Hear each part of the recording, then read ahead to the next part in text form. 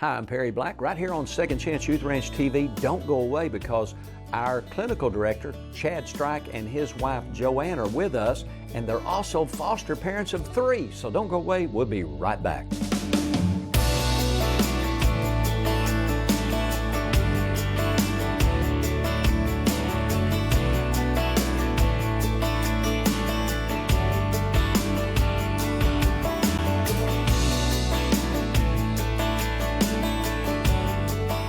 Welcome to Second Chance Youth Ranch TV. I'm your host, Perry Black, and on this show, again, we have 2 guests, and 2 guests is always better than 1 unless you want to talk. And since Joanne's not been on the show, you'll probably be fine if you don't have to talk. On this show, we have Chad Strike, his lovely wife, Joanne, and Chad's been with us for 15 years. Yeah.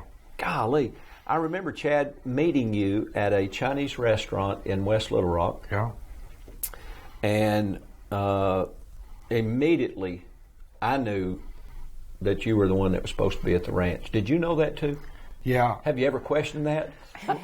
Well, Don't answer. It was interesting because when I decided to come, I had a lot of people that had said, "No, you don't need to go there." There's different reasons. It's way out in the woods. But I felt a complete peace about that decision and knew that was the best decision. One thing I don't think we've ever asked you on set before: where were you working when I met you? I was the clinical director at Pinnacle Point Hospital, which is the largest psychiatric hospital in the state of Arkansas. Right there on Chenal. Yeah. Now, when my previous clinical director, which I think he was probably a staff of 1 back those days, told me, he said, well, there's a couple of people I want to introduce you to. One is Chad Strike, the other was someone else. Yeah. And I knew immediately, as soon as he mentioned your name, and I had never met you, I knew in my heart immediately you were the one I wanted to talk to. And that's what I told him. I said, I only want to talk to you, I want to talk to Chad. And I said, do you know where he goes to church? He actually said, I think he goes to First Southern Baptist. And I said, well, I want to talk to him. But you were actually a member of Agape Church. Yeah, we've been at Agape since '97. Yeah. And I served at Agape, for some of you that may or may not know that, I served at Agape from 1980 to December 31st, 1987. So I left and y'all came. Yeah. See, God doesn't fill a full cup. I had to create a vacuum. Yeah. And you guys have, for years, have worked with the teenagers over there. Yeah. Your pastor, Scott Stewart, who I've known since he was a teenager. Yeah. His parents are my best friends. His dad's with the Lord now, and so I've known Scott since he was 19, I think. His sister was in my youth department. We spent many trips out to the country where his parents lived, and they hosted weenie roast and all that. Yeah. So we have a divine connection, and I think that's Definitely. why the Lord directed us to come together. And of course, Scott now pastoring Agape Church. We supported him for many years as a missionary. So Joanne, you've been married to the ranch for 15 years. Yes. Because he's there a lot of times in the evenings. Yes. And holidays and weekends and school's out, he's at the ranch or at our ranch campus here in town, ministering and counseling with young people. Mm-hmm. So how's that work for you? Oh, we've enjoyed it all this time. It's good. It's good. And your parents, we'll just do some free advertising. Your parents go to the church here. Yes. And your brother serves at the state capitol. Mm-hmm. So since your last name is Strike, what's your maiden name? Thurston. And your brother's name? John Thurston. And he serves at the capitol doing what? Secretary of State. And he will be running for office in November, actually Yes. probably very, very soon, and he'll be running for what office? The same office. Secretary of State Yes. again. So I wonder what the Secretary of State does. We should have him on and ask him that question. He's also a friend. Yes. And your parents are very involved at Family Church Bryant. And I've never understood why y'all don't attend here other than you've been lifelong members at Agape. Yeah. Along with one of our producers off set here, Kathy Dorr. Right. She's been on set many times.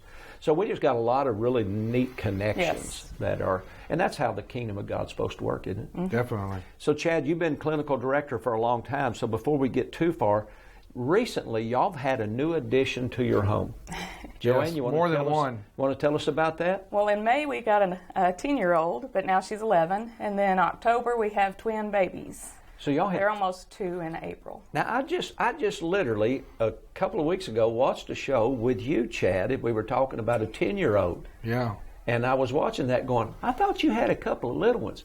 So since that show, y'all now have twin 2-year-olds. Yeah, they're 20 months. And what happened was we had a DHS worker call that said that she had a sibling group of 7, 13 down to our 19-month-olds. And the house we had at the ranch could only take 5. And so I text Joanna and said, there's 2 twin 19-month-olds. Are you interested? And it was kind of quiet, so I was like, well, I'll just let that sit there for a little bit and see what she says. And then, she said, yeah, let's do it. Now, I want to talk to our folks. Those that view that, I don't know if they truly grasp the gravity of fostering, mentoring, and adopting. We have one person on staff, Eric Henderson, who serves here at our church, who filled in as a respite. He and his wife worked as a case manager, I think, for a number of years. And he took a young man out to get a haircut, ended up adopting him. Yeah. He's now 24 years old. Yeah. You're our clinical director, you and 2 other LCSWs, counselors, along with 5 or 6 about 5 or 6 case managers. Yeah. And you are infected with the love of God, and now y'all are also in your time at home fostering 3 kids, along with how many children do you have? Well, we only have, we have 3 children, but they're grown basically, 17 and above. Well, 17 and what? 20 and 22. And one of them is getting married? Yes, in June. In June. So you'll have room for another one. Well, we moved him out. He's living in the basement with the 20-year-old. Hey, I know what y'all are up to. You're like telling your older kids, y'all got to move out. We got to move foster kids in. Yeah. So just as we were getting ready to kind of have an empty nest, and we're like, well, let's get Start over. 3 little ones in. I asked my mother when I got out of the Army, December 31st, 1971, I said, Mom, can I stay at the house? She said, sure, as long as you pay rent. I said, well, if I got to pay rent, I might as well move out. She said, that's a great idea. So I see what y'all are up to. Y'all are fostering so you can convince your other kids to move out and grow up. There you go. That's a great deal. I'm sure we're getting some people that are going to be calling us about that. How does that work for you? You know, these shows are designed to let you know people involved out here, what we call in the field, actually in the field of fostering, mentoring, and adopting. And there's got to be something about it that God does in your heart when you take that step of faith. We're going to take a brief break, and I want you to prayerfully consider contacting us and letting us know how you can be involved. We'll be right back. A mission field around you is filled with young hearts needing a forever family. And at Second Chance Youth Ranch, our team is committed to providing healthy, stable, loving homes and families to hurting children in the Arkansas foster care system and those up for adoption. Please contact us if you feel the tug at your heart to help foster or adopt, and find out the steps you could take to help fulfill a child's lifelong dream. Maybe you can't foster or adopt, but you could help. The need for thousands of children in the system is staggering. But with the help of faithful partners and business alliances, we are meeting those needs right now. Would you help us make a difference? Every gift, regardless of size, impacts a child's life directly and helps provide for a home in the gap right now. Visit the Second Chance Youth Ranch website at 2CYR.org to read more, watch the stories, and to make a contribution for a hurting child's care. Monthly partners are needed, so please contact us right away. And as you partner with this ministry, you are partnering with the Heavenly Father that has promised to be Father to the fatherless. God bless you for helping Second Chance Youth Ranch. Hey, welcome back to Second Chance Youth Ranch TV. Our special guest on this show, Chad Strike, is our clinical director. He has 2 other counselors, LCSWs, that work on that team, along with 5 or 6 other case managers. We're going to talk a little bit about that. We do that every time we have y'all on the show, because I want people to understand that if they want to contact us and investigate what it means to foster, what's the process, that our case managers and our clinical team will literally walk them through the entire process. And when the process is over and you're allowed to receive kids into your home, we're still there. Yeah. We are still there to help you. And you know, I know French. When I say we, what do I mean, Chad? Me. We. But our whole team is there to support people. My mother was a foster mother, my mom and dad, and I grew up as a foster home. And we didn't have that support network. Yeah. And a lot of times people are hesitant to take that step because they don't know what it involves, and I'll be out here on my own. That's not the way it works. No. And Joanna's actually talked to some of her friends that have fostered in the past that aren't fostering now, and they don't foster because of that reason, because of the lack of support. So we really try to surround our foster parents with support, maybe taking the kids out for a little bit, maybe coming over when there's a crisis, helping them with school, appointments. We really try to make the fostering process as easy as possible. Yeah. And what is fostering like, Joanne? You've been fostering now for how long? Since May. So that's been about a year. Yeah. So how do you get support from the clinical staff? Yeah, definitely. They'll take the kids out sometimes to the park and whatever. So do y'all actually have a case manager that assists y'all? Yes. We have a case manager and a therapist that works with our 10-year-old or 11-year-old. Yeah. So what's it like having two little ones? It's busy, for sure. Busy. You know, I don't know how many people are new to the show, but growing up at one time we had as many as 19 children at my house. I don't know where we slept. I still haven't figured that out. I know we had a pull-out couch, we had cots, we had pallets, we had baby beds. But as a young teenager, 12's not a teenager, but 12, 13, 14 years old, I rocked two babies. Oh, wow. Yeah. I knew how to change. When I got married and when we had children, French, I am French, when Janet had the babies, I knew more about babies than she did because that's what I did. But somehow that gets inside you, seeing lives changed. It wasn't uncommon for children that had been abused to come to our home in the middle of the night, cigarette burns, wounds of different kinds, and then the wounds of the heart. And that's what clinical therapy is really all about, isn't it, Chad? It's really trying to help them heal, and also then getting ready for whatever is next, going back home or being adopted or aging out of foster care.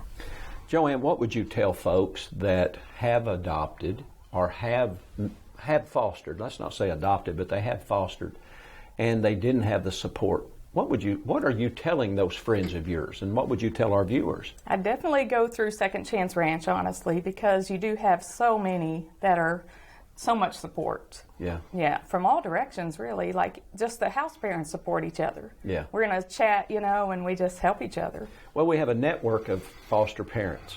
We have 4 homes at the ranch. We have an opening right now for a set of foster parents who want to do this literally full time. Yes. That want to move onto our campus. They get a car, a house, utilities, food, their insurance on their vehicle and their home. And we even give them to children. I always like to make sure. We have lots of those. We get calls all the time about that. And over 4,000 children in foster care, and some going out of foster care, more coming in. There's opportunities to do that. But if you don't want to leave your vocation and become a full-time foster parent, we do have foster homes in our community. Yes. I think in a previous show, Lauren Furman said that we have 10 homes in our community. Yes. When we say our community, Chad, is that Saline County? We have homes in North Little Rock. We have homes in Sheridan. We have homes in Harmony Grove, Saline County. So we kind of do a 45-minute kind of 45, 50-minute from mile Ben radius. Bryant. Yeah. So anybody watching right here in Central Arkansas, and you've really been thinking about it, and here's what we always find out when somebody contacts us. We find out oftentimes, like myself, from childhood, they were impacted somehow in fostering. Yeah. Either they were a foster home, or they lived in a foster home, or they knew someone that was, and it was just in them. Yeah. And yet they put it off because the unknown. Mm-hmm. What would we do for anybody? We've got a couple of minutes. What would we do for anybody that would contact us and just say, hey, I'm interested in knowing more so I can prayerfully consider becoming a part?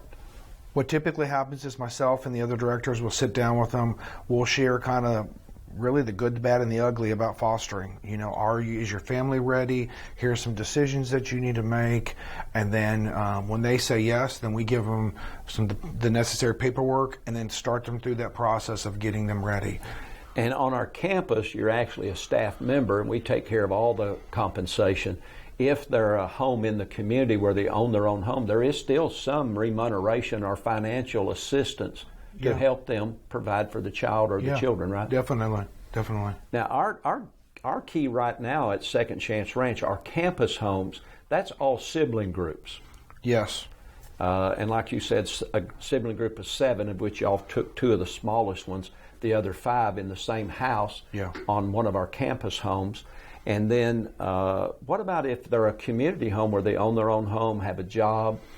How many kids would typically be put in a house like that? It wouldn't be a sibling group necessarily. Well, it could be. I mean, we have one in North Little Rock that has a sibling group of 3. Oh. We have others in the community that just have 1 kid. So it kind of depends on the family layout of the house and what their needs are and what they feel like they can tackle, and then we kind of identify or kind of direct them in that path. 45 seconds. What would you say, what's the kind of the definitive difference between a community home where the couple may have a job, one of them or both of them may work, and living on our campus? Because we really are still a network. Yeah, the only real difference is that when you're a campus home, you really have everything provided for you. That's really your job. When in the community, I still work, so I still go and do stuff during the day, but then when I come home at night or in the morning, I'm a foster parent, so I help out there. So that's kind of the big difference is that. There are so many opportunities for you to be involved and make a difference. It's easy to throw $10 or $15 at a problem, but why not just allow your heart to open up and contact us, and we'll answer all your questions. We'll be right back.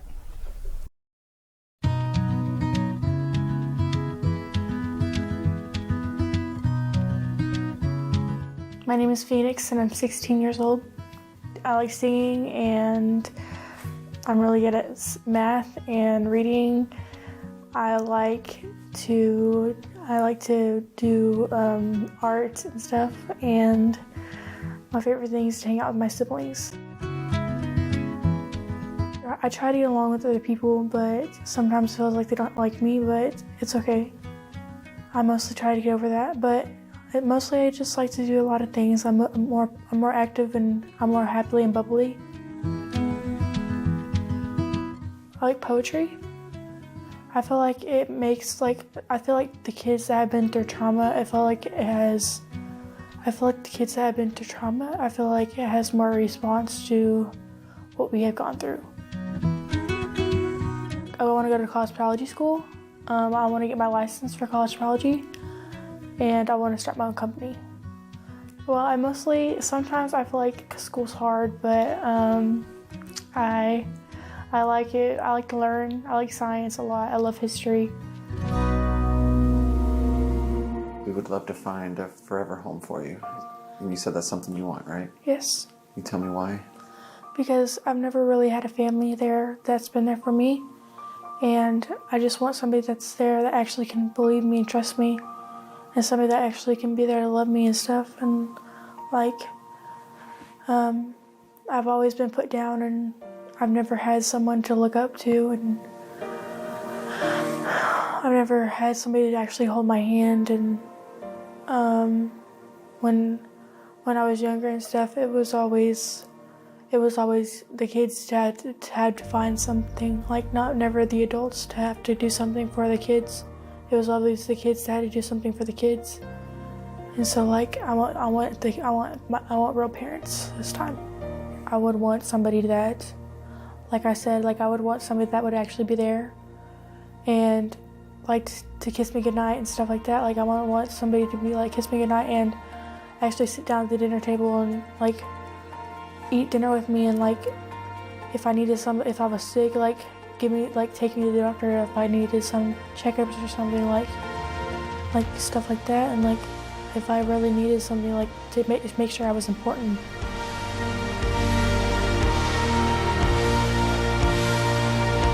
I would wish for a beautiful home and a beautiful family to look forward to, and a bed to sleep on with a loving mom and dad. I've been through a lot, but I'm a very strong kid, and I've gotten over it, and I'm still standing.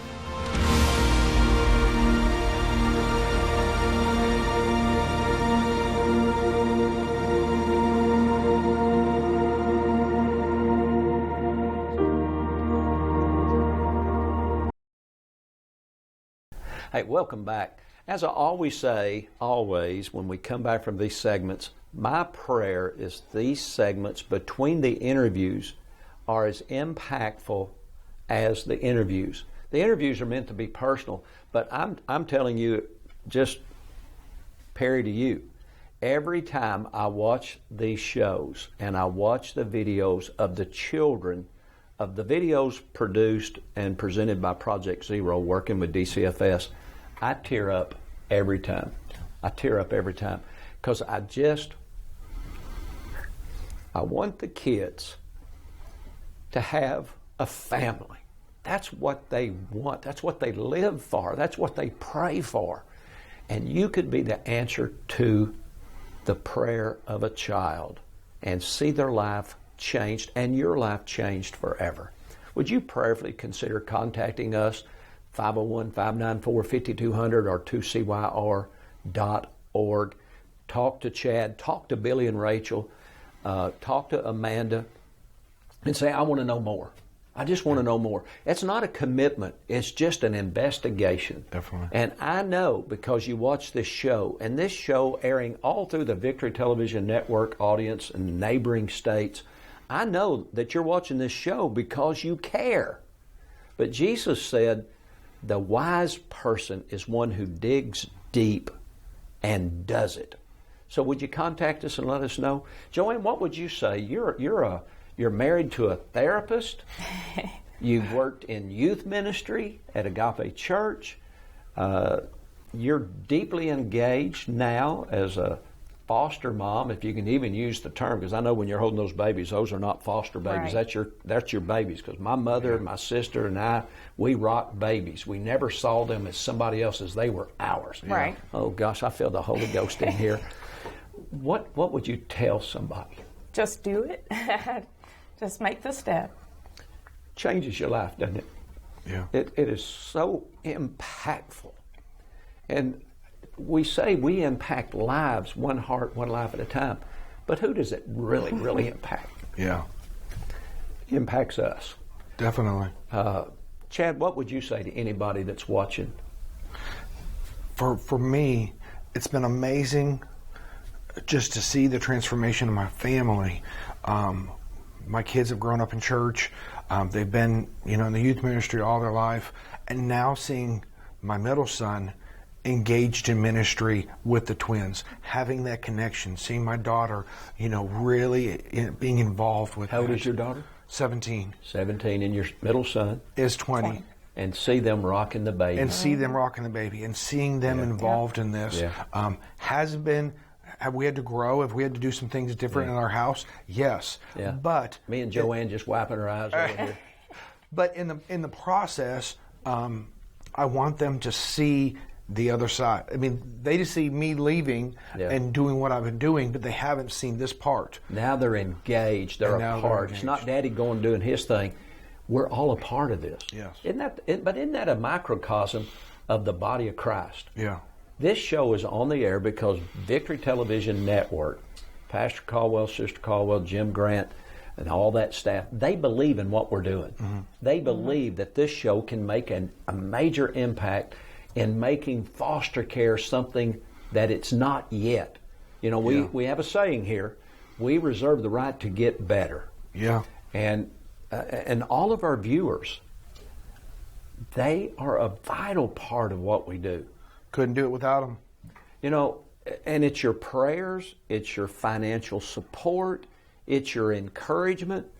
And the most encouraging thing somebody can do right now is call 501-594-5200. Leave a message, because this is airing late at night. Leave a message and say, please contact me. I want to know more of how I can help make a difference in the life of a child.